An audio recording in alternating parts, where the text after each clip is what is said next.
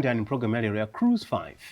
Lero tili ku nyumba kwa Atupele Muluzi amene ndi wapampando wa chipani cha UDF, United Democratic Front. Ndakulandirani program uyi. Ziongo mbili jo. Mwakhalako kuno ku Malawi komanso mwakhalako kunja. Makamaka kunkhani ya maphunziro anu. Tatikumbutsani kuti maphunziro anu anayenda motani. Monga mukudziwa kuti naphunzira momo no Malawi. Yes. And then ku United Kingdom. Pamene ndinapanga economics. Yes. Sachuma ndiza malamulo. Okay. And ndikudziwa kuti zimenezi zakhazi kundithandiza kwambiri. Moyo wanga mundale mdziko muno. Yeah.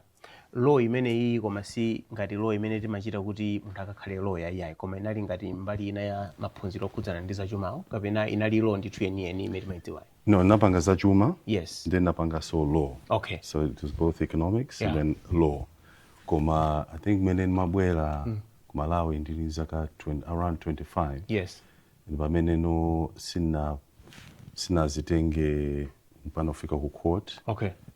Napanga join politics. Yes. Then makoma mbuyo magwisira ntchito more in the private sector. Oh, mori mukanafuna mukanayamba ndithu kuchita ngati lawyer ngati meti mamudziwira kumene anthu pa milandu ndi zina zote. Yes, zikanatheka ndithu. Koma mutafika simunatsate njira imeneyo yayi. Sinatsate njira imeneyo komanso system ya ku UK time manager masiyana kwambiri. Yes. So napa kuti ukabwera kuno ku Malawi umene uchite timaphunziro tinanso kuti akuloyo lukhoza kugwiritsa ntchito zimene unaphunzira umeneko kuno ku Malawi. Correct. Inu simunachita zimenezo yayi. No, naganizo kuti of course nali private sector. Yeah.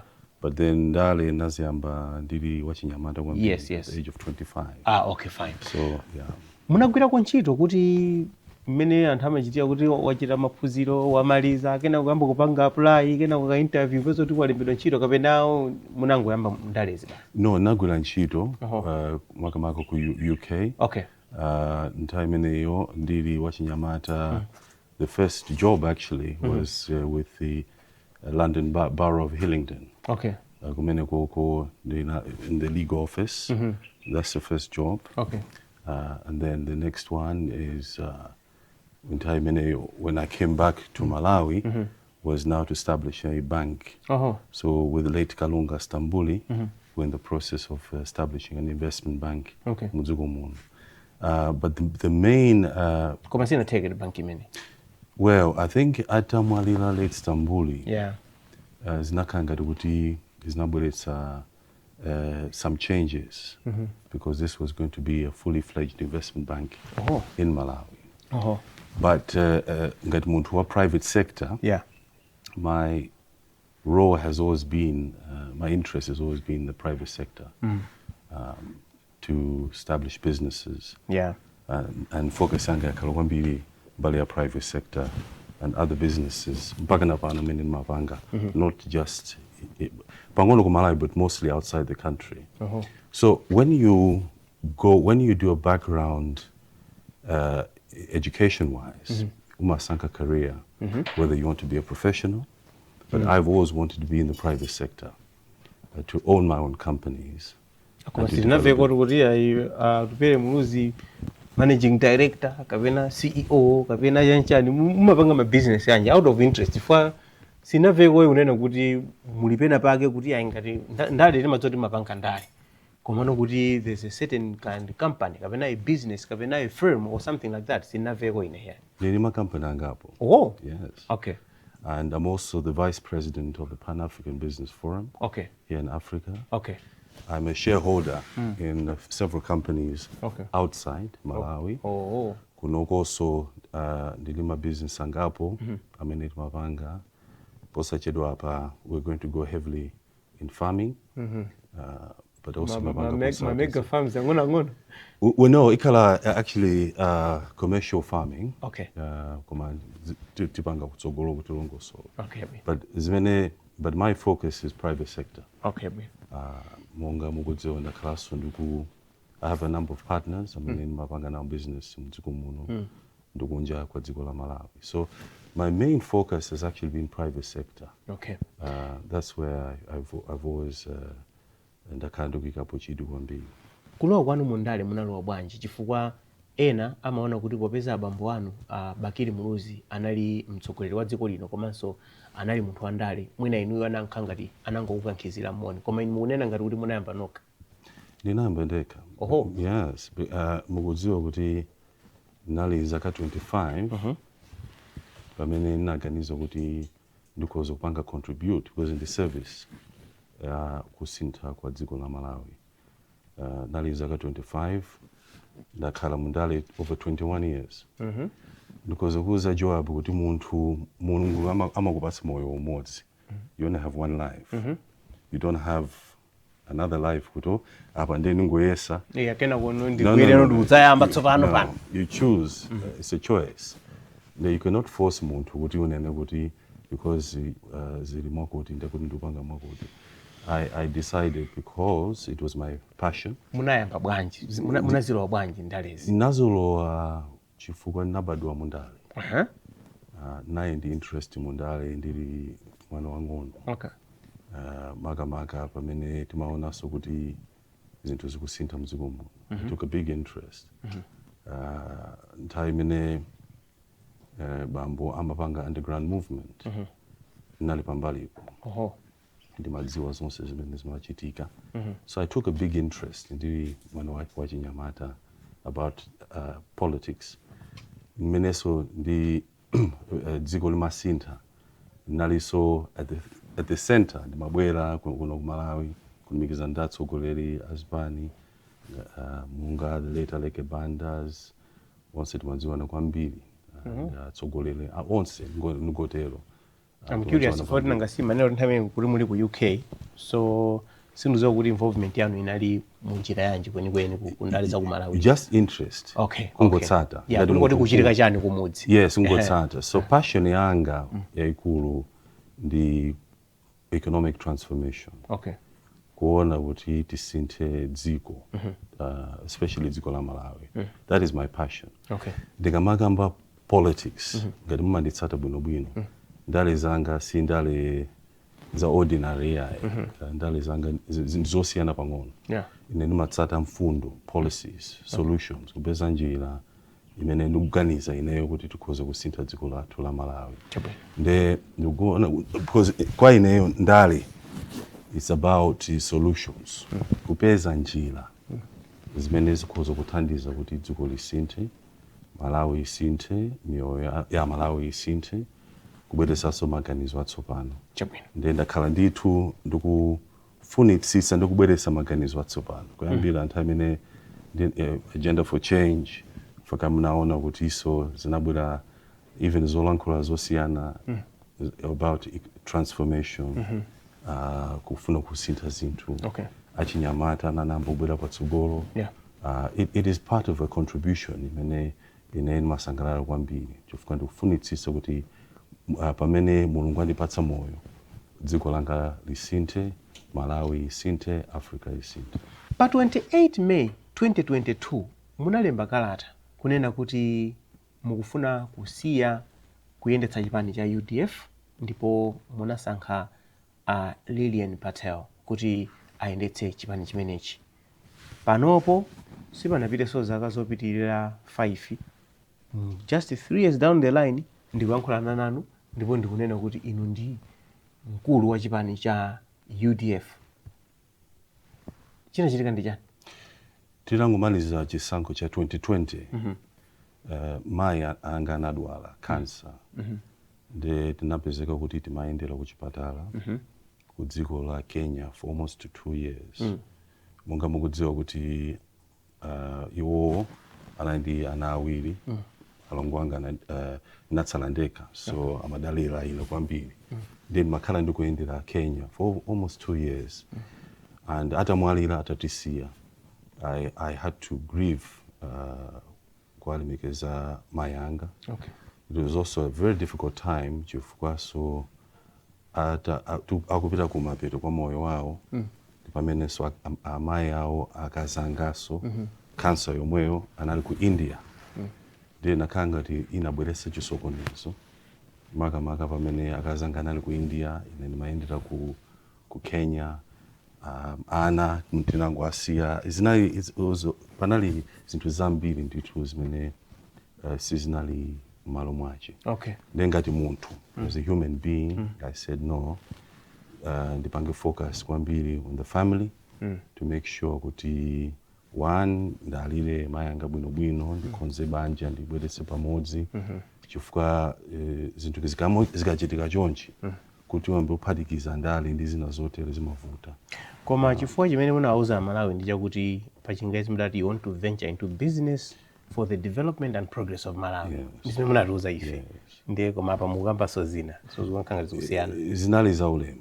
Mene naitana Mai Lilian Patel, the Secretary General, akuziwa bwinobwino kuti nali pa chipinjo chimenecho. Okay, bwino. Ndiye munthu suyenera kufotokoza nthawi imeneyo. Okay, bwino.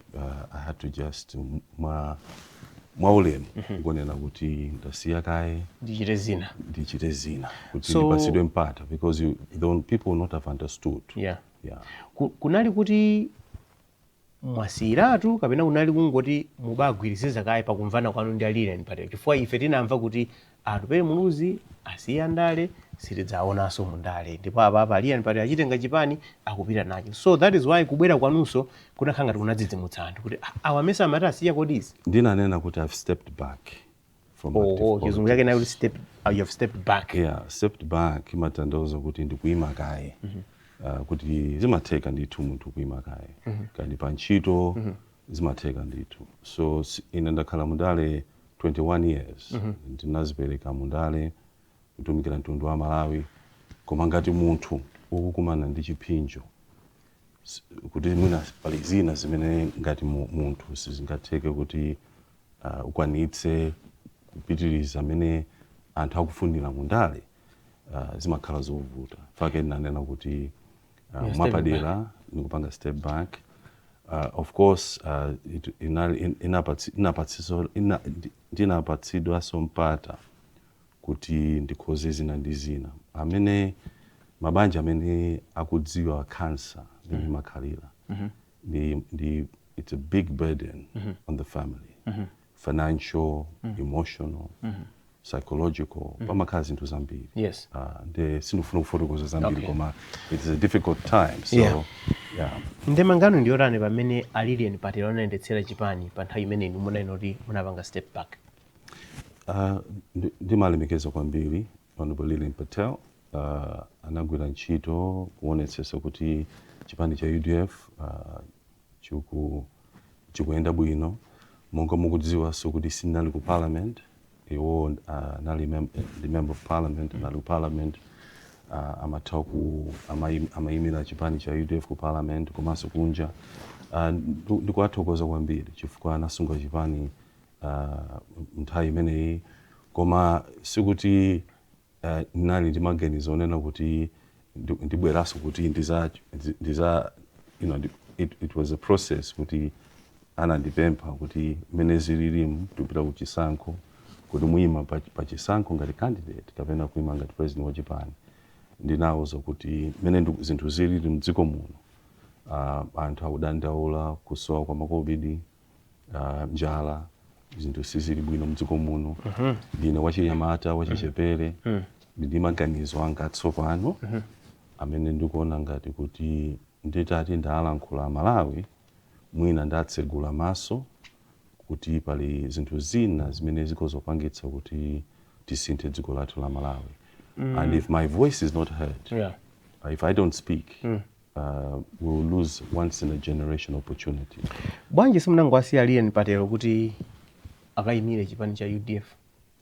Iwo ananena kuti samafuna kupitiriza, samafuna kuima nawo pa chisankho pa zifukwa zina and therefore panalibenso ena amene amabwera poyera kuti afuna kuima nawo pa chisankho chimenechi. Samafuna kapena inuyo mudawakaniza kuti asapange? Ndakaniza bwanji sinali president wa chipani. Kunena kuti chinthuchi tsopano ndabwera mwini wake ndifuna ndichitenge ndiye step aside ndifuna ndilowepo. Sizinali choncho. You cannot do that. She was anali ndi full powers ngati president wa chipani.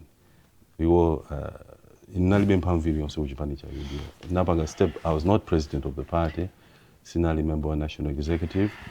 democracy imatanthauza kuti aliyense ngati afuna kupikisana amatha kupikisana. But of course in your case sinaza democracy for ine mwe mabwera munangonena kuti ayi anthu anena kuti akufuna ndibwerere ndiye ine ndamva mmene munayankhulira kunyambadwe pa msonkhano uja UDF ikupanga celebrate yes munanena kuti ayi anthu anandipempha ndindakezo that wasn't democracy unanka kuti anthu abweretsa no that was a declaration kuti ine ndikhala mmodzi ufuna kupikisana nawo ku convention and any person was free kunenaso kuti inaneso ndipita ukapikisana nawo convention. Ndiye palibe amene anabwera kuti adzapikisane nawo. Palibe amene anaboza pikisana ngati mene zinachitikira ndi Kamala Harris Democratic Party.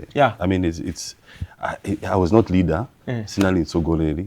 Akanabwera yena kuzapikisana, but in the case of Kamala Harris zinachitikaso the Democratic Party and this is our choice. Ineyo ndikuona kuti izi zinachitika apazi zinakuonetsani ngati munthu woti you are not decided about kutsogolera chipani cha UDF chifukwa chonena kuti mmene mukanena kuti you are stepping back of course apa mwalongosola bwino lomwe koma zinaonetsa ngati kuti mwatuluka mundale ndipo simukufunanso kuti muzikhala involved mundale kenako mukudzatulukiranso ukangofika poti anthu iyaya kundifuna ine ndipo ndamva the call ndabwera amene afuna tipikisane and then conveniently kupezeka kuti palibe amene afuna kupikisana nanu and now here you are back on the seat meme munalipo koma zikuonetsa kuti kodi munthu chenjeni imene akufuna ndi chani. Joab, iyi ndi narrative imene mukufuna kuti mukhazikitse. One, ine ndine politician. Ndakhala mundale 20 years. Munthu zikakuchitikira pamoyo kuti wakumana ni mavuto kumalira kwa mayanga zinandikhudza kwambiri. Because I was very close to my mother. Pana izinto zambiri zinasokonekera around me. Timaiwala kuti yes ndi andale but Atupele is also a human being. Ndi munthu. Amakumana ndi zinthu zambiri. Simunganene kuti ndakhala 20 years kutumikira dziko lino la Malawi. Demukayikire kuti Atupele sali mundale. Ine ndinakumana ndi mavuto ngati munthu ndinapempha kuti ndipumekaye ngati president wa chipani cha UDF. Koma sisi matanthauzo kuti ndiye kuti moyo wangu wathira pamene popo yayi. I have a right to be able to contribute to the development of this country. Kapena mufuna munduze kuti ineyo nsazalankhulenso ngati dziko likusokonekera nizingoyang'ana because zinthu sizili bwino. Ndikudziwa kuti ena sakusangalala akanakonda kuti Atupele asazaonekenso pandale. There are many people that I'm sure don't want it. Komano sikuti anthu sikuti afuna musayankhule komano kuti inuyo muzingokhala kuti mtsogoleri wa UDF ndi inuyo pamenepo ndi pamene ndikupaona kuti it's a very peculiar arrangement. Ngati sakundifuna andikozotola pasi udindo. Inetu I am just here kunena kuti ndazipereka ngati candidate. Ngati anthu a UDF munduze Joab munduze mtsogoleri amene anasiya chipani kusiya mpando kupereka kwa munthu wina. I'm the first leader to do that. Okay? But you came back because and it happens in politics. So we cannot use you as an example of that region. For you step back for just close to a year. 2 years. No, 2 years because you're going to an election. Ndiye anthu akunena kuti Atupele ndi wachinyamata andi maganizo wake is a good candidate. Bwanji mubwere mwatumikira Malawi zinthu sizili bwino unless you are telling me kuti basi nikanangokhala chete and never speak about the problems mavuto amene Malawi akumana nawo. Koma tonse ndifuna ndikuuzeni Joab lero tonse tikumana ni mavuto amenewo. Izo ndizoona. Achuma palibe mdziko muno munthu akozonena kuti zinthu zili bwino. Izo ndizoona. Drama yavuta kulibe chakudya zinthu zavuta then ndikubwera uzalankhula. Yes. Ena abwere anena kuti iyayi usalankhule khala chete don't join politics because unanena kuti wapuma ndi basi situfunaso kuti ubwereso kuzalankhule dziko la Malawi. How? Ndimafuna ndikufunseniko something that I find interesting that happened pa period imene kunachitika ma convention azipani and ndimafuna muthandize kumvetsetsa inuyo ku UDF palibe munthu amene akupanga ni challenge mpaka namunapeza kuti ndinu president. Ku MCP palibe amene anapanga challenge Dr. Jawera. Ku PP palibe amene anapanga challenge Joyce Banda. Ku DPP palibe amene apanga challenge a APM. Ku afford palibe. So now inuyo muli nawo mukagulu kamene kaka anthu amene sakupangani challenge. Change ni chikuchitika ndi chani kumayo? Joab, inetu mundika ine sinali president wa Chipani. Let's be honest. I was not president of UDF. Anzanga wawa anali atsogole. But when you stepped up, kunena kuti ineyo ndabwera kuti ndidzapikisane nawo apa. Because nobody challenged you. No, listen. The issue here did not panga step back. Yes. Napanga create level playing field. Yes. Entire many I was out. Yeah. Aliyense analimpato kubwera uzanena kuti tufuna titandize, tufuna kuima panga di president wa Chipani kapena mtsogole wa Chipani. There was nobody. Ine nabwera kumapeto. Level playing field. Nobody palibe mena mabwera uzanena kuti ine ndikufuna kubwera kuzatandiza Chipani ichi kuti chipite patsogolo kuti nkale ngati tsogolo wa Chipani. Anyone was free to come forward. Koma what happened kumapeto now nakuti Chipani it has to represent the voices of the people. Kuti amene ayimirira Chipani chimene chindindani. So I presented my name atandipempha kuti ndikaima nayo ku convention, but it was very possible kuti andipange andikane. It was very possible kuti ena abwere anene kuti akuima nawo pa chisankho chimene ichi. Does it worry you kunena kuti mu Chipani chanu mulibe munthu olo mmodzi amene ali ndi presidential ambition? Yes, it worries me. Does it worry you? It worries me. Because this is replicating itself in almost every party, apart from the UTM imene anakapanga convention. Yes, it worries me. Chifukwa choti Dr. Sausi imana mwalira anapanga convention anapeza mtu. Koma all the major, let's call them major political parties in Malawi. Yeah. Nobody wants to compete. Ndi anthu amene ali pampando. No, it worries What me. is that? Yeah. Is that normal? It's not normal. Ineyo I've got a theory. Ndikuona kuti inuyo anthu amene muli pa mipando imeneyi kapena amene munakhala pa mipando imeneyi chilipo chimene mmapanga choti mukangonena kuti ndiyimira ndineyo palibe wina amene amabwera kuti akutsutseni. Would I be wrong to make that conclusion? Ineyo mene ndikuziwira ine sinali president wa Chipani, sinali in control of the process, sinali member of the national executive and time manager, nali munthu wamba. Intajoka yeah, but you are very Muluzi. What happened? Well, what happened? Oh, look what happened. Could DPP a similar thing happened? Arthur Peter Mutharika ananena kuti anapanga express kunena kuti ine I think izizinda zisi and panaoneka kuti anthu they were positioning themselves with imamva ndithu maina. Yeah. Almost 7 to 8 people said no. The moment Professor Arthur Peter Mutharika said ndabweranso, strangely palibe munthu amene afuna, and yet before that panali anthu amene amanena kuti ine ndifuna kutsogolera. So I don't want to speak about the DPP because they can speak for themselves. Yeah. Komano, you are a sharp gentleman. This is unusual. We need to. This is unusual. It is unusual. And one, pafunika nditu. Mwina iniwe simu kumalola anthu kuti azipikisana. You are not creating an atmosphere yoti anthu akhoza kulimba mtima kuti apikisane naye. Ngati ndapanga step back ngati president wa Chipani, ndimafunitsisa kuti people should emerge anthu abwere apikisane.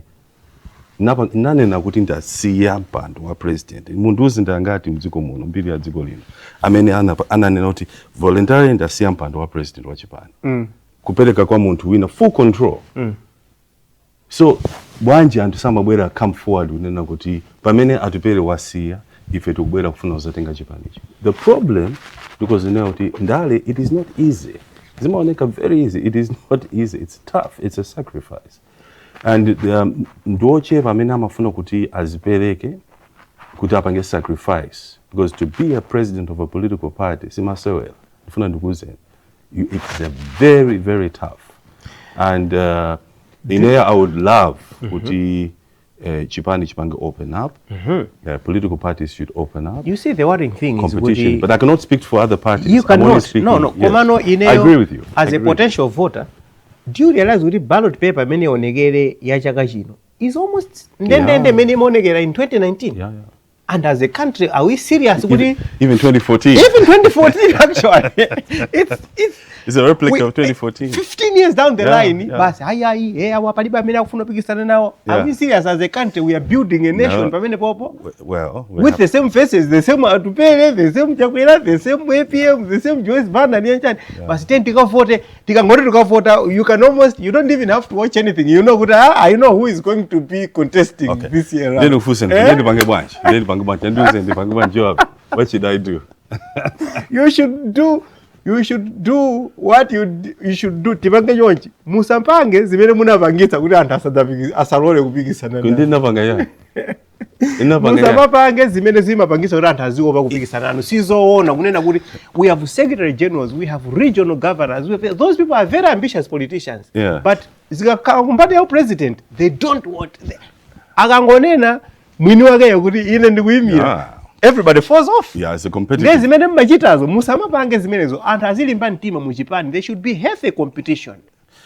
How can people compete for secretary general, for Chanya, and the only seat that nobody wants to compete? Yes. It doesn't make sense. That is how I look at it as an ordinary person. Muna ndikukwima. Tikaona ni political life yani mene mwaendera Atupele Muluzi zimaoneka kuti I don't know how you play your cards koma makauti muli relevant ndithu muzibani zosiyana fanta ya Joyce Banda it's only nthawi ya bingu imene mapanga push agenda for change ija koma nthawi ya Joyce Banda munapeza kuti ndinu minister nthawi ya Jenia Peter Mutharika ndinunso minister and we had this conversation the other time kumabe zimandidabwitsa kuti kodi a president yawo kwenikweni amafuna chiyani chifukwa inuyo ngati munthu oti mukuyendetsa chipani chimene chili mu opposition koma zimaoneka ngati kuti inuyo ngati mtsogoleri wa chipanicho you are willing to go mwina apa paso alakakhaona anakupatsaniso minister mu government ilipo iso ndakapasa kuti Atupele Muluzi minister of this and inu maziona bwanji zimene simuona ngati zimafoketsa position ya chipani cha UDF ngati chipani chotsutsa boma munyengo imene ndizoteka mu 2012 kunaibe mafuta kunaibe foreign exchange kunali mavuto President Joyce Banda anandipanga appoint Minister of Economic Planning and Development komanso Malawi governor to the World Bank kuti tipange plani tikwire ntchito ndakatswiri mdziko muno komanso kunja tikhale ndi plani yokonza vuto limene nthawi ya 2012 ili zitavuta kwambiri ndiye tinabwera tinapanga economic recovery plan imene anandiuza kuti nditsogolere zimene zinapangisa so kuti chuma chibwerere muchimachi mafuta abwerere ndiko zinayo kuti experience imeneyo inandiphunzitsa kwambiri how to manage a crisis makamaka economic crisis anandipempha chifukwa it was a big crisis in time manager the one side political capital mbali inaso kuganiza kuti tipanga bwanji dziko kuti zinthu ziyende 2014 tupanga za agenda for change pondipempha time manager it was chifukwa chisankho panali ma issues ndithu chisankho cha 2014 and anandipempha makamaka international community my leaders mu Africa mmoja anali former president late President Nyoma anandipempha kuti look you are a young man one you need experience of government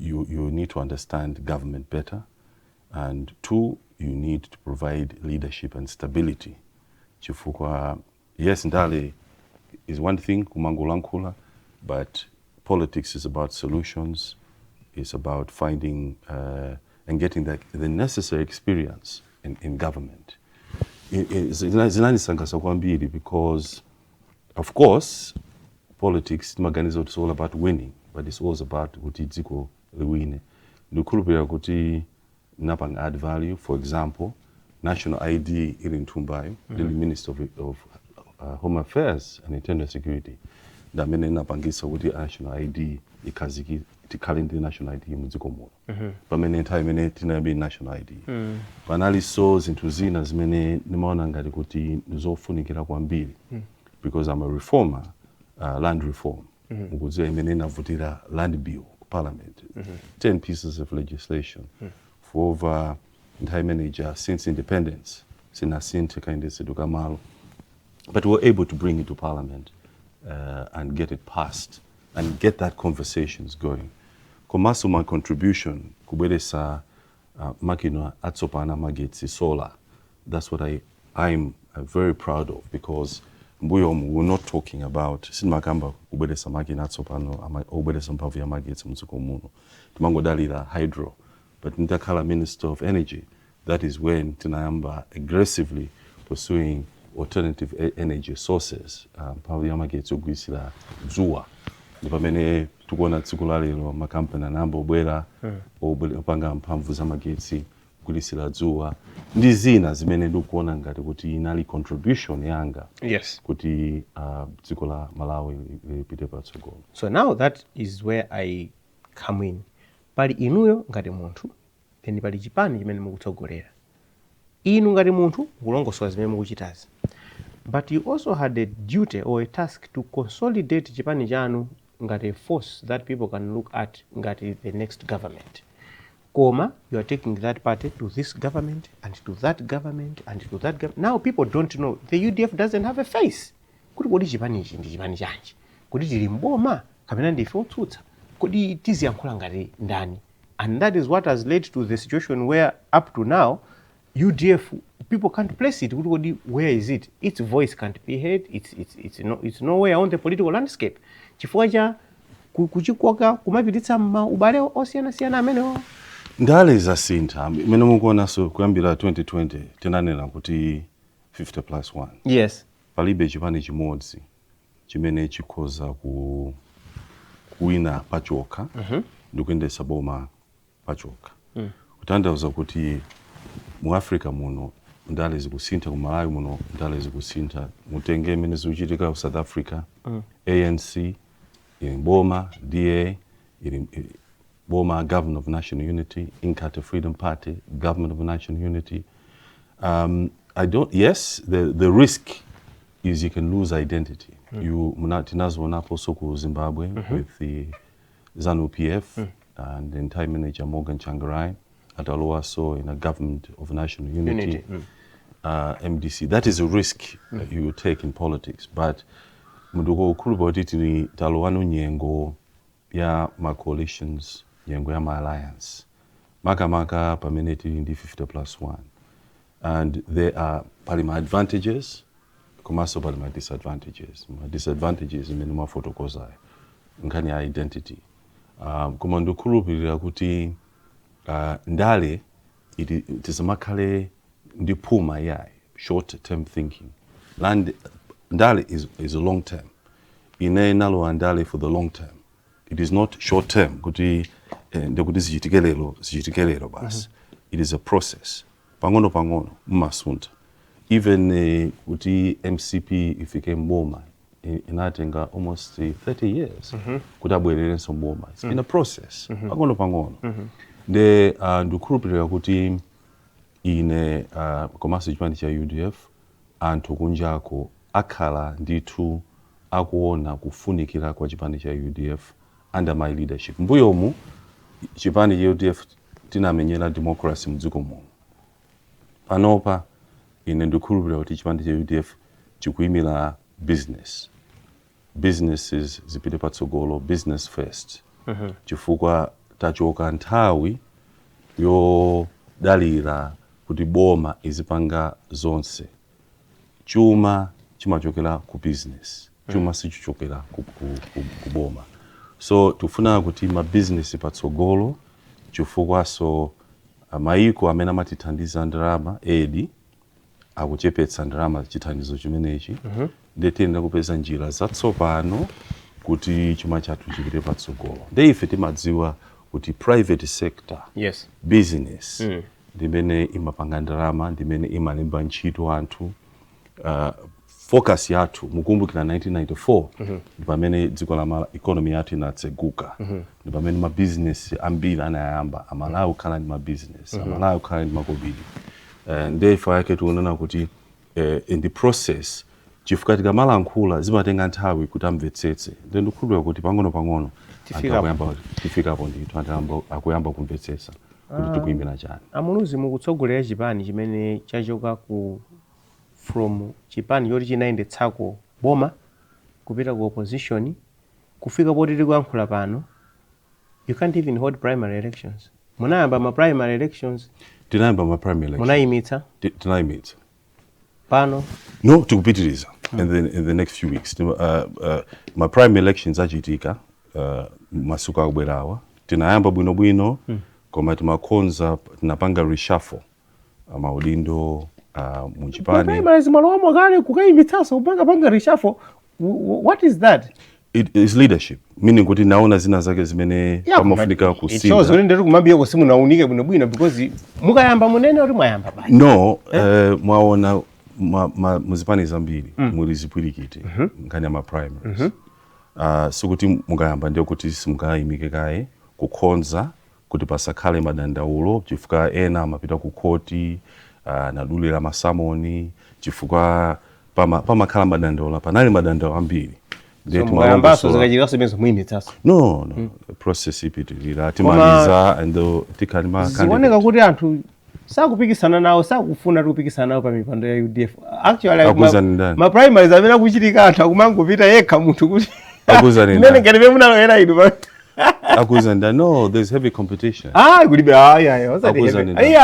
osatandiuza ndimakhala m'Malawi muno ndio munoti analoya ndani kulibe ko ma competition anthu mipando ya UDF sakulimbirana kunjako. Munthu akangonena kuti ine ndifuna kala UDF akungolowa basi poera.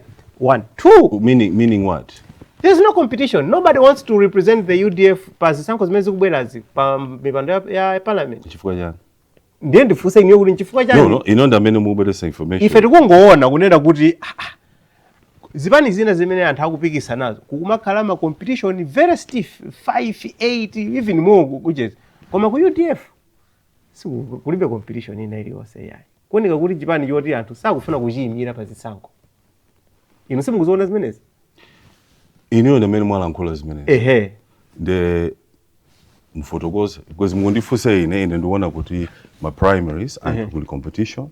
Iniyo ndamene mukunena kuti anthu Have you also noted kunena kuti mumalo amene kunali ma sitting MPs a UDF sikukumakhala mpikisano wina uliwonse. It's almost like kuti kumene kunali ma sitting MPs akumangopangidwa endorse kuti awakame almost kuti ngati kuti pasa systematically kuti pasakhale soka competition kena kalikonse, and that is also a point of concern. Taimika my primaries kuti tiunike zinthu zingati zimenezi. The fact tinayimika kuti tionetsese kuti kukhale process yabwino kuonetsesa kuti ma candidate amene asankhidwe akhale ma candidate amene anthu akuafuna. Chifukwa that's why nanena kuti inayimika because nimaunika kuti what do we need to do to make sure kuti processes zimene zikuchitika zikhale ma processes amene anthu akuvomereza nazo. So tikalowanso pa primaries ababa mulishuwa kuti zonse zikhazira kuonzeka sikukhaso zomangopanga rubber stamp kuti constituency analipo kale wakuti basi ameneyo. There has to be competition. There will be competition. Yes. Akutero room program ya Cruise 5 amene wandi Atupele Muluzi, president wa chipani cha United Democratic Front UDF. Ino ndi Cruise 5. Ndipo lero tikuyeza ndi Atupele Muluzi, president wa UDF. Chipani chimene chinali pa mgwirizano ndi chipani cha DPP mmene tinkakaponya zisankho zachibwereza mu chaka cha 2020. Kuna anenedwa zambiri nthawi imeneyo koma nkhani imene nadzidzimutsa anthu ndi imene zipani ziwiri izi zidanena kuti mamonita awo asowa, mamonita awo amenyedwa.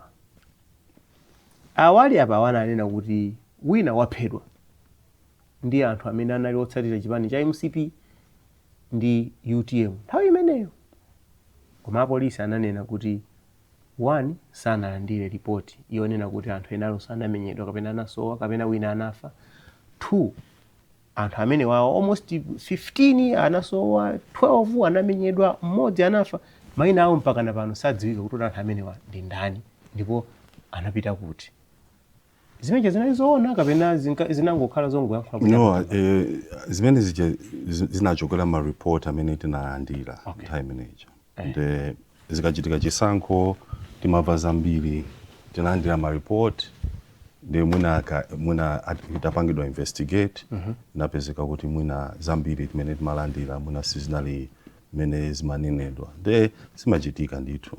Ubale wanu ndi DPP nthawi imene ija makamaka titalowa mu chisankho cha chibwereza chija unalopatsa chidwi kwambiri makamaka ifwa chonena kuti DPP makamaka utsogoleri wa DPP umaoneka ngati kuti wabwerera kumbuyo pang'ono chifukwa even misonkhano imene mmachititsa andimati ndimakhala kunkuno ku Malawi ndiye ndimaona ndithu misonkhano imene mmachititsa amene mmatsogola kwambiri munali inuyo a UDF koma DPP Olevini Peter Mutharika ku misonkhano pena usabwera ine ndimaona kuti Atupele Muluzi akuone kuti ayimanacho chinthuchi koma this is supposed to be an alliance maino kala win up pushing together koma zinaoneka ngati kuti aya papati balance koma ya tamapita ndiweyo nzangawe inu munazoona bwanji nthawi imeneyi Job ndikuziwa kuti tukamba zambiri zambuyo yes ineyo sinikuziwa kuti ndikozo kuyankha bwanji koma zinthu zinachitika zimene zinalili koma ngati politician ndikuyang'ana kwambiri ndikukhuzidwa kwambiri mene zinthu zilili mdziko muno. Talking about going forward atabweranso a DPP kunena kuti tifuna tipange nanu mgwirizano mkoza kwavomera ineyo number one ndikuona kuti pali chinthu chimene chikuchitika pa dziko lonse lapansi chimene ife Amalawi sitikukamba komanso tafika nthawi imene ndikoza kunena kuti it's a generational opportunity kungopanga miss window imene sinukuziwa kuti Malawi ngati isapezeso mpata kuti tisinthe chuma chathu cha dziko lino nde ndikamayang'ana zinthu mene ziwendera pandale number one kodi tipanga bwanji kuti tithetse mavuto amene tikumana nawo mdziko muno. What is the solution? Okay. So any potential alliance tiziyang'ana kuti kodi tikunika kuthetsa mavuto kapena tungofuna kulowa mboma. What is the plan? Plan ndiyo tani. Kodi mukuvomereza plan ya Atupele because inenda bwera poyera the business first kuti ndi plan dizizi ndimene organizera kuti tikwaniritse kuti tisinthe dziko la Malawi andapereka zifukwa ndi zifukwa zimene zikuyankhaso the reason why I've come back now chifukwa is also the international pressure kuti ndibwerereso mundale because you miss this window I don't think Malawi will have that opportunity again. Opportunity imene monga mukudziwa tili pa nthawi imene maiko olemera in the Gulf nations ngati UAE or Kuwait, Saudi anapeza mafuta oil inali nthawi yofunikira kwambiri imene mafunika leadership to transform kusintha miyoyo yawo kusintha dziko lonse maiko awo ifeso ngati dziko la Malawi tili pa nthawi imeneyoyo chifukwa tapeza ndikozaona mafuta atsopano the new oil imene ndi critical minerals ma minerals miyala chifukwa tukuchoka ano kugwisira mafuta magali moto kuti kupita ano kugudisira mabattery mabattery ameneyo awapangidwa ndi miyala imene ili mdziko muno ndi global supply panopa ili very low ndi pali chidwi kwambiri kuti makampani abwere mdziko muno ayambe kukumba miyala imeneyi miyalayi ndikoza unena kuti tifaniza ndikoza kupanga compare ndi mene oil the boom of oil imene inachitika maiko ngati ameneyo kutanthauza kuti dziko la Malawi kozolemera kwambiri fake ndikunena kuti pafunika sovereign wealth fund pafunika kuti kambirane nkhani imeneyi Malawi aliyense aidziwe boma strategy yathu ikhale imeneyi, the critical minerals, tiyikeso ndondomeko zoonetsesa kuti tiyambe kukopa makampani amene athandize dziko la Malawi. It's a one in a generational opportunity. Ndiye kamakamba zatsogolo la Malawi ndikuyang'ana kwambiri pamenepa chifukwa tataya nthawi kumango ndale mango kunyozana mango tukwana tikamaona misonkhano yayi ndifuna ndizabweze ndikatenga mphamvu. Power is not about that. Ndaonesaso dziko lino kuti ine ndibe mudani ngati mwatchula kuti ndagulapo ndi President Joyce Banda, ndagulapo ndi President Arthur Peter Mutharika, ndimakumana ndi President Chakwera, ndibe mdani mundale. I don't have an enemy. Ine ndikuyang'ana kwambiri kuthana ndi mavuto mdziko muno, and that's what I represent. Ndikudziwa kuti the generation yanga imene isinthe dziko la Malawi.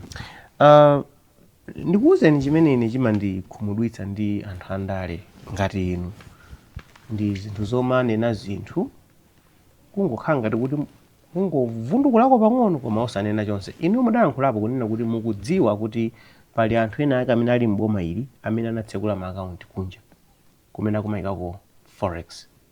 Mwati mukuwadziwa, muli ndi information yonse. Pano tikuyankhula pano olo kuti muyimitse mwana mufunsa kuti vuto limene kumakuno likutizuza ndi chani? Ndi forex. Anena aya forex. Mwina sadziwa kuti zikutanthauza chani, komabe amalawi ambiri akudziwa kuti forex yavuta. Mukhoza kwanitsa pano kutiuza kuti ndi ndani amene ali ndi maakaunti kumeneko ndipo zikuyenda bwanji zinthuzo? Mwina ndikufotokozeni motere ndisanayankhe funso lanu. Yes. Nkhani ya foreign exchange pakali pano tili ndi ma exchange rate awiri. Exchange rate imodzi ndi official. Yes. Kupanga trade in 1,600 kwacha to the dollar ya ku banki. Ndeti ndi exchange rate ina ya 3,600 black market. Imene black market. Ndi anthu amene ali ndi access kapena mpata kapena mphamvu kandi ena mwina sindichula maina pakali pano akugula dollar mabanki kwa 1,600 momuno ukayigulitsa pa black market momuno pa 3,600. Izi zimene zikubweretsa black economy. Ndiwese tifake mukuona kuti dollar yathu ikusokonekera, tukusungabe problem imene ikubweretsa a distortion of the market, and taisunga dollar mene ilipo pamene paja, and creating this black market, and people are benefiting from this crisis. Amene akuvutika ndi anthu inu ndine, local business people, tukagula dollar kuti vile ubanki sitikaiteza dollar yai ndikuti tikugula dollar pa 3,600. Is ndi dollar. I'm saying the dollar because you can make a decision, pali a policy decision imenaka nachita kale is to liberalize the kwacha and to abolish the peg. Sino kamba za devaluation. Devaluation is different. Liberalizing is allow the dollar to kuti izipanga trade based on market forces, supply and demand. It's a policy decision. Koma poisunga the dollar at 1,800, sorry, I beg your pardon, is 1,800 at the official rate, at the bank rate, you are creating the black economy and you're distorting the market. And zimene zikuchitika so menenda fotokoza. Zimene mumathandauza ndi ndrama zimene zabedwa mdziko muno. Yes. Zimene zili kunja. Mwina ndikoza kunena kuti that is zimene zinapangisa so kuti maiko amene amatithandiza ndrama anyanyale asamati paseso ndrama aid. Zimene zinapangisa so kuti pakhale mavuto amene mwakhala mukumva makamaka ndi maboma ena amene analengeza kuti awa ndi awa asabwere mdziko lino. We're cutting the ability kuti mupeze ma visas, mupeze access to the United States. Komanso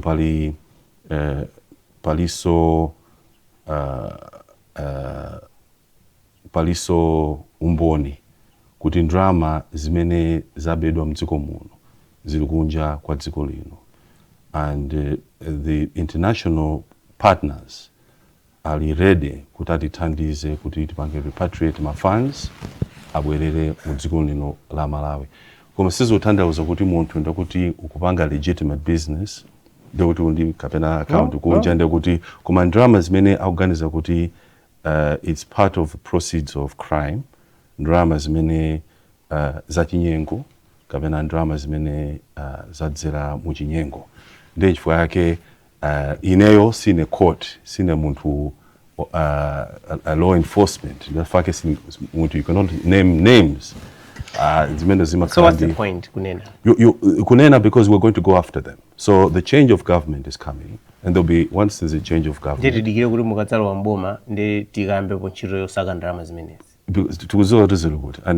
kusinta boma with international partners. I mean, tukambirana nao. Dramas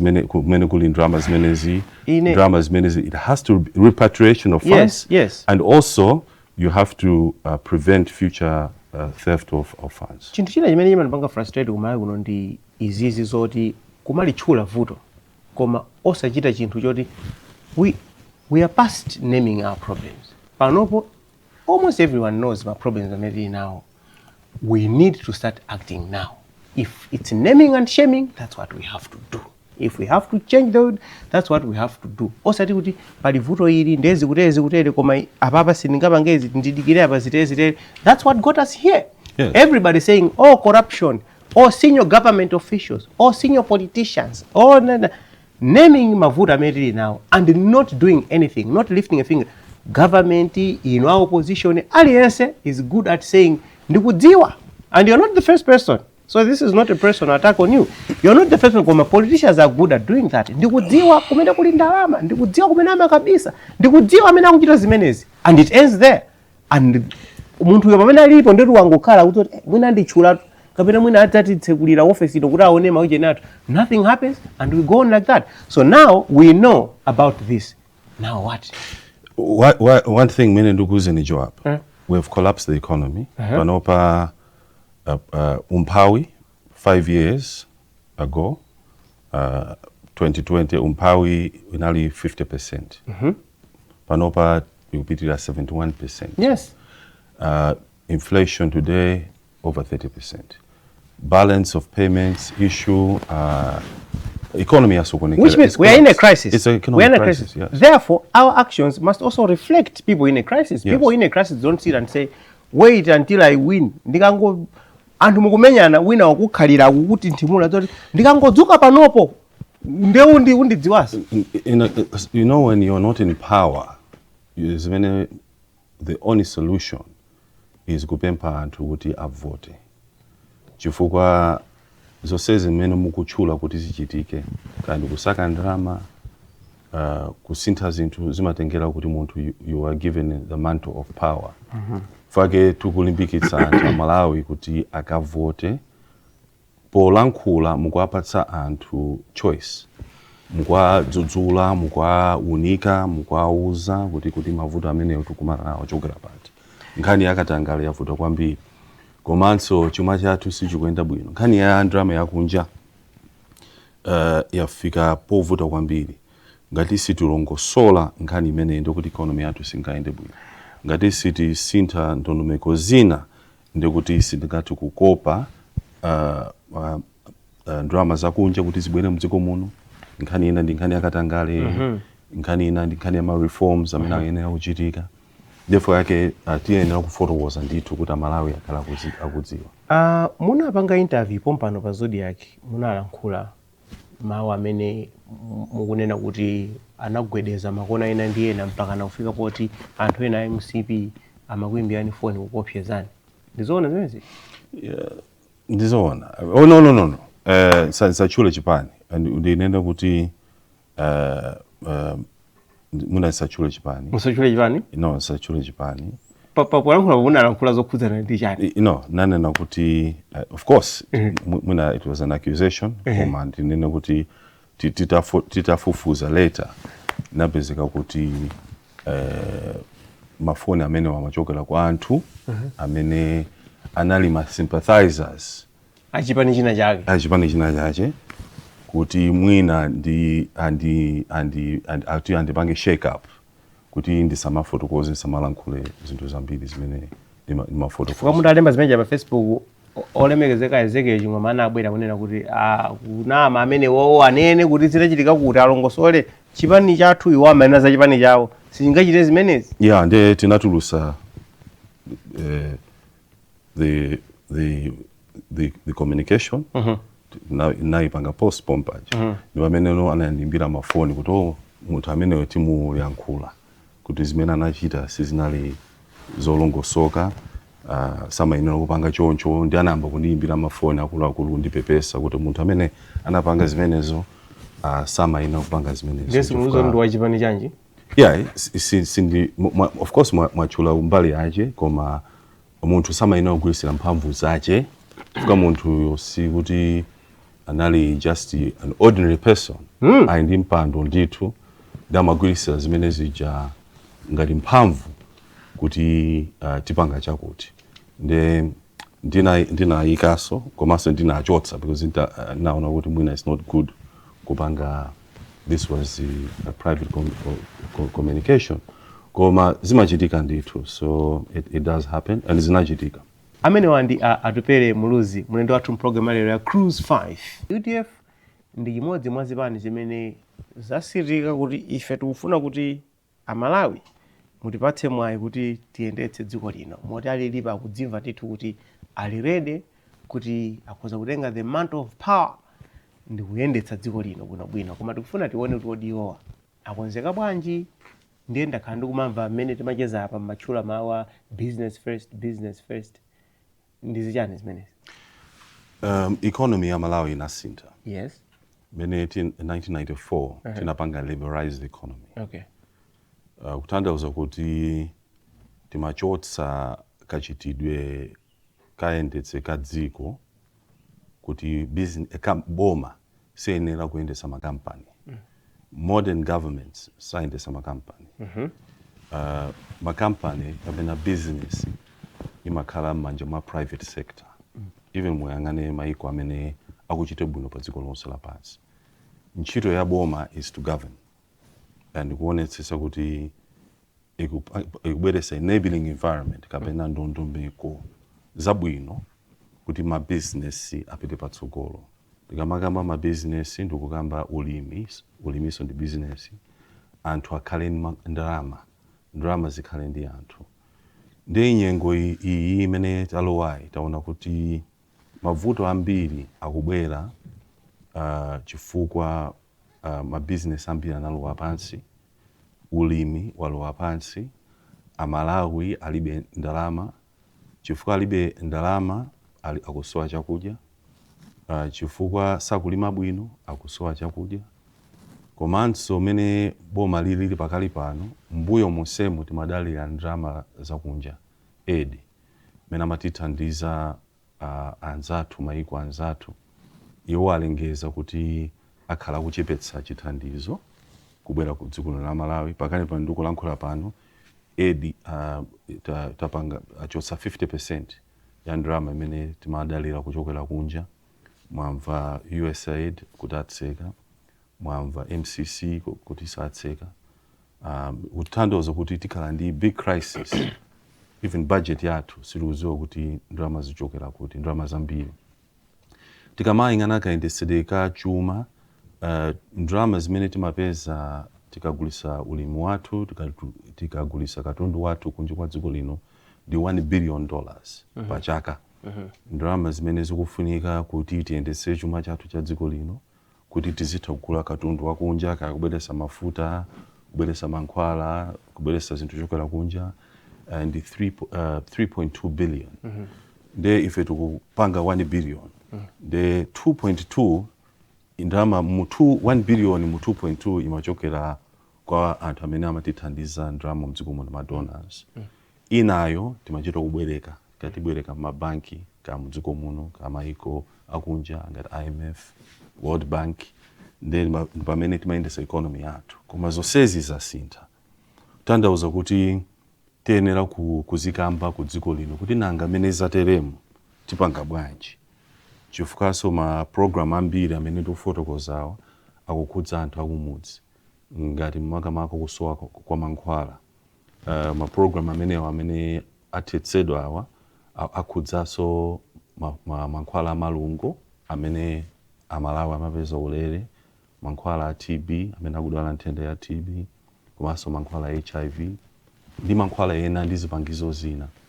Kodi mmene zinthu zateremu tipanga bwanji kuti ndalama ziyambe kubwera mdziko muno zichokera kuti chifukwa mayiko ananyanyala akunena kuti sathaso kumatipasa ndalama.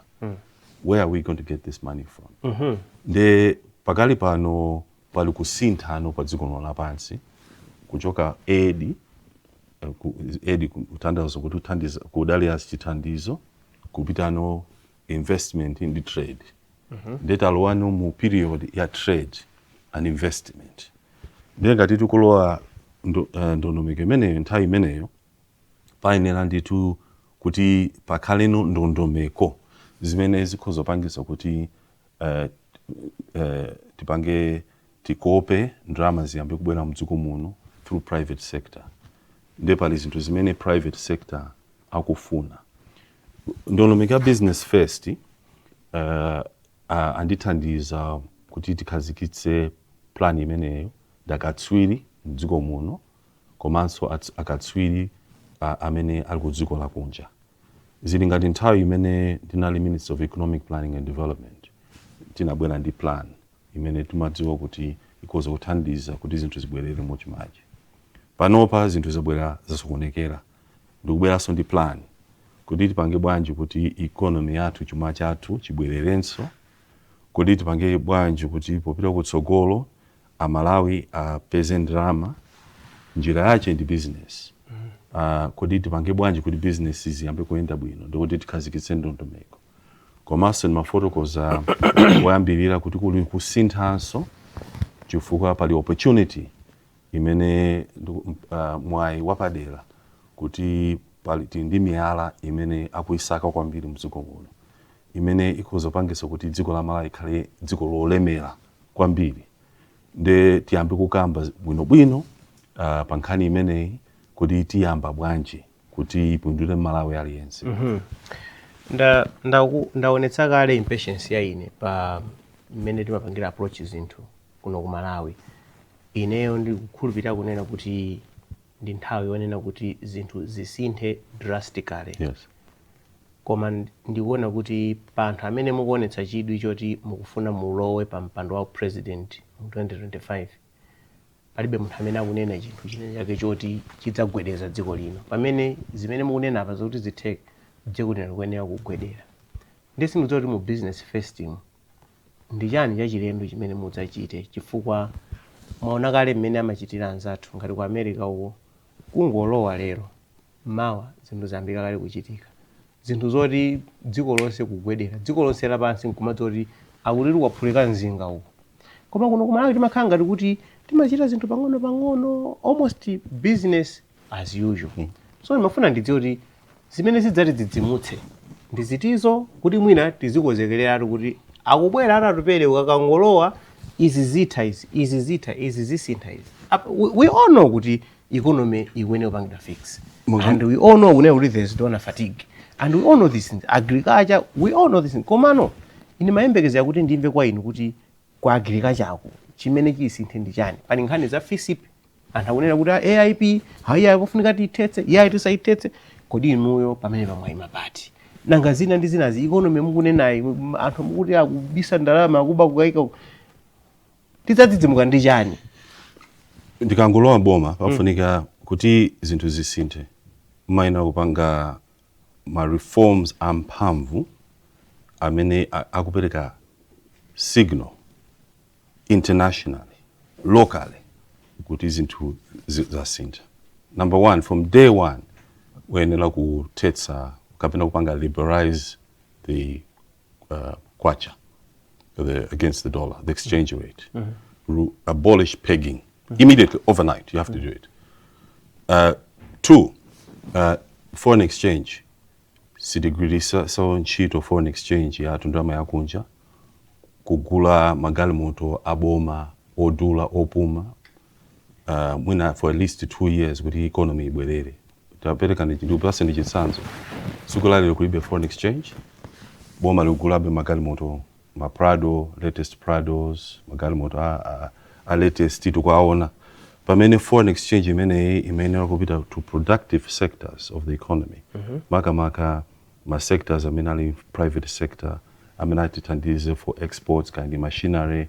Prioritization ikanapita to the sectors imene tikuzothandiza economy ipite patsogolo. So number 1, prioritization of making sure dramas of to private sector. The sectors maka amene athandiza agriculture production, machinery. That is number 1. Number 2, the signaling. 1, you have to signal kuchepesa convoy ya president. 2, akulu asamaende so business class, at least in that period, economy class. 3, osagulaso magalimoto anyuani for at least 2 years, mpana economy panga recover. 3, you also have to do other reforms. For example, tukuzua kuti tofuna dollar, United States dollars yolowe. Kuti ma dollars amene mafotokoza alo wabanje muno. Pali njira ziwiri. 1, ma tourism alendo azibwera mdziko muno abwerese ma dollars awo. 2, investors ndalama zibwere uchokera kunja bwera muno. That's why critical minerals is very key. Kuti mupanga announcement kuti machosa ma barriers onse kuti ma investors anthu akunja abwerese ndalama zawo. Tourists amadandaula kuti dziko la Malawi ndi mavuto kufika chifukwa kuti ukwere ndege ubwere kuno ndi dziko lo limadula kwambiri. Ndege zimadula kwambiri. They immediately panga abolish landing rights. Kuti ndege no zikamatera kuno zimalipire landing fees. Zimalipire landing fees. 3, you abolish kuchotsa ma visas kumaiko onse. Kutakabwera kuno any country visa on arrival. Osatiso kuti pazikhala process ya application. So you're removing the barriers. Pankali ya chakuja kupanga abolish nthawi zina sidufuna kuti timabweresa ma export bans kuti sagulise chakudya kunja kwa Malawi. Zimene zizachitika. You immediately say no more export bans. Komanso China kuonesesa kuti alimi athu akamagulitsa ulimi wawo azipeza ndrama yabwino pa ulimi wawo. Akalima azipeza ndrama yabwino. Kutanthauza kuti AIP ndrama za AIP zomwezo. Tikozotenga mbali inaso AIP kuti alimi athu akamagulitsa ulimi wawo azipeza ndrama yabwino. Ndrama zilipo kale through AIP zimene zikozogulitsidwa ntchito kuti alimi apeze ndrama zabwino. Vuto mene makhalapo alimi akalima amagulitsa ulimi wawo mtengo wotsika pereke ngati chitsanzo chimanga. Ikabwera nthawi ya njala chimanga chomwe chija amapita nokachigula mtengo odula. Ndezimene okwera ndezimene zimapangisa kuti kubwerese umphawi. Komanso AIP yomweyo mene timaganizira mu district iliyonse tili ndi alimi amphamvu. Mwina tikozopeza kuti mu district kaya kupeza anthu 100 alimi tikudziwa kuti ndamphamvu. Amene wawa ayenera kulandira support kwambiri through AIP. Chifukwa akalima kumene koko mwamphamvu yield yache kapena ulimi wake ukhala wochuluka. Zithandiza kuti district imene mukhale chakudya chokwanira. Ena amene akulephera kugwira ntchito akhoza kupita kugwira ntchito ma state amenewo. Amene akhale ma state a Malawi amene ndikudziwa kuti tukwadziwa anthu lero kandi mabwana ntawuni ena apita kalima kumudzi ndi koma kusowa zipangizo chithandizo chokwanira kuti akhale ulimi amphamvu. Komanso China commercial farming. Ine ndimakhulupirira kuti tikamakamba nkhani ya farming kapena mega farms the private sector boma isamapange farming yayi. Koma ikhazikise ndondomeko zokwanira kuti anthu alimi amphamvu athe kubwera kuti ambe kupanga ulimi. izi zithandisa kwambiri, like what happened in Zimbabwe. Ntaina, my farmers in Zimbabwe was a breadbasket, is because you had very strong farmers. Ndondo make zofunikira kwambiri when it says ukuthi zinto zochitika. Ndema reforms ndi ambiri koma muna fika chanthawi. Komanso ineso mafuso ndi ambiri pa ma reforms osamene mwana nawo. Ndingo popeza ti nthawi yatha. Tiwene kuti timalize macheza athu. Nkhani ya liberalizing dollar kwacha to the dollar exchange rate, yeah. Munanena kunena kuti ifeyo production capacity yathu ili low, ndipo tikagulitsa katundu tikubweretsa ndalama zochepa. Ndalama zina tikudalira ena tigayire, zina tikongole. And chifukwa china chimene anthu amapanga peg dollar ija ndikuti aiteteze economy, pachoti economy ngati ya Malawi ndiyoti ili vulnerable mmene ilili pano, ndiyofoka sitingalimbane ndi ma economy akuluakulu. Maybe even in the region our economy is still weak, GDP yathu sitingapange compare ndi maiko enawo. Tsopano kumakhala kukhanga kuti mukufuna muyiteteze dziko lija kuti tisangoyisiya, chifukwa kuti tingoyisiya kuti izipanga respond to my market forces, the economy can literally crash. No, yeah, of course economists will tell you kuti bali ma factors nthawi imene mumapanga implement ma measures osiyana-siyana. Monga ndafotokoza kuti mu 2012 mene tinabwesa economic recovery plan under President Joyce Banda, tinapanga float the kwacha, tinapanga completely liberalize. Nifake munaona kuti kwacha inabwerera muchimache, dollar inayambobwerera mudziko muno, international confidence inambobwerera. So it depends mu nthawi yacho, chifukwa nthawi ngati inoyi tili ndi official rate imene ndafotokoza $1,800, koma tonse tikudziwa kuti tupanga trade at 3,600. Katundu aliyense tipa 3,600, sitili pa 1,800. Even private sector sikudziwa what is the true cost of doing business. Is it 1,800 or 3,600? Tuvomereze katundu gula pa 3,600. These men is the black market rate.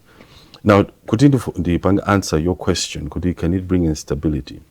What you need to do is, entire minimum upanga liberalize and abolishing the peg, you have to have an influx of dollars coming into your economy. That is why there's a holistic approach. You'll be talking to bilateral partners. You are doing these reforms to liberalize the economy. Yeah, because IMF, one of the conditionalities is you have this distortion. Okay, so that's why it's having voto for the dollars to come in. There's $197 million that the IMF is not giving us, for example, because of this problem. There needs to be a realignment.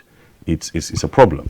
So by liberalizing economy, you are able also to give confidence, where the investors will know the true cost of doing business in your economy. You are also attracting foreign direct investments through critical minerals, where the exploration will bring in money immediately, and they are ready to come in. So you have to also be attractive to bring in the dollars. So the bringing in the dollars, the reforms, I think, could stabilize the kwacha. Because already in Wanangati kwacha is already trading, it's already at 3,600. Once you liberalize it, it may even come down. The 3,600 will be less, because the black market rate is the black market economy is what is pushing the black market to be so high. The rate could be high. So it's a way that we can stabilize the economy. But of course, there are many economists who give you different versions. Anawita nani ku ACB munapita anadza kuita nani kuti mupite recently? No. Simunapite? Ananditanda? Aku anti-corruption bureau. Mmene kuti ndikuganiza kuti mwina ndi zomwezi zimene manena pa Zodiak izi mwina zimene akundiyitanira uku. Yeah, mafotokoza kuti anthu anandiyimbira mandi opyeza. Nkhani imene ndimakamba. Yes. Yes. So it was kuti iwe tukupanga chako. So it was not procedural. Yeah, seasonally procedural. Muntu sama inopanga choncho. Okay. Muyimira chaka chino ku MP. Ndapanga 15 years. Monga mukudziwa kuti now na MP katatu from 2004 mpaka na 2019. amene mudaluza 15 years. Then ndikuona ngati kuti mbali ya MP ndatumikira Malawi nthawi yaitali anthu akumachinga, so it's not necessary. Okay. Muli confident kunena kuti UDF ikhoza kuyendetsa boma tikuyankhula pano kutengera ndi imene ma structures ali background? Yes. The UDF is very weak on the ground. Mwati kuyendetsa boma? Mwacholo kuyendetsa boma. Mutanthauza kuti mutati mwawina muli ndi confidence kuti ngati chipani mungaonetse kuyendetsa? Yes. Kuyendetsa boma is the people, the quality of the people. We have the quality of the people, the expertise in this country. And enough for kuti kuyendetsa boma, it's the president, the leadership of the party, of the government, and also kuonesesa kuti your cabinet. Nafotokoza kuti it will be a cabinet of the best. Osatengera chipani, osatengera ntundu, kutengera expertise of that individual to push the country forward. So this idea of that kuende saboma, you should only do it from your own political party in a single group. But definitely we can run the government. Munganene jani zabwino za Chakwera ngati mtsogoleri? Ndikozonena kuti one ndi munthu amene ndikudziwa kuti as a leader is a passion for his country, komabe ndikudziwa kuti pali zofoka zambiri because anayi ndi opportunity kuti asinthe zinthu pamene amalowa 2020. Goodwill inalipo ndithu yabwino. Ndiwona ngati kuti anapanga, maybe there's a lot more akanapanga. So it's unfortunate kuti panopa economy sikuenda bwino, chuma chili mene chililimu. It's unfortunate. Nanga Arthur Peter Mutharika ngati mtsogoleri munganenepo chani zabwino zimene maona kuti ine nimaonambo zabwino izi? Yeah, now also is passionate, ali committed kudziko lawo. Ndikuona ngati kuti nthawi yawo ndi track record yawo imene inaonesa kuti mwina pena pache chuma much more stable,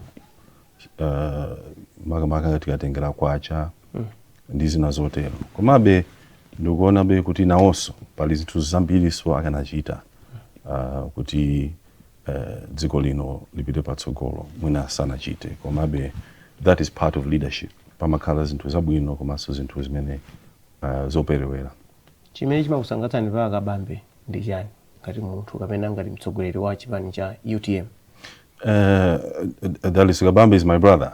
He's a good friend of mine. Oh, good. Yeah, we're good friends. Oh. But yeah, he's also showing kuti akufunira dziko labwino, dziko la Malawi zabwino, and he has some good ideas. Ndikudziwa kuti mwina ndipovuta kuti munganeneretu komabe ngati UDF mwina pali zipani zina zimene mukuona ngati kuti zikhoza khala zophwekerapo kuchita nazo ubale kusiyana ndi zipani zina. Ndi zipani ziti zimene mukuona kuti I think ifeyo tikamaona maonedwe athu a zinthu ndi chipani ichi, I think we look at the world through the same lenses.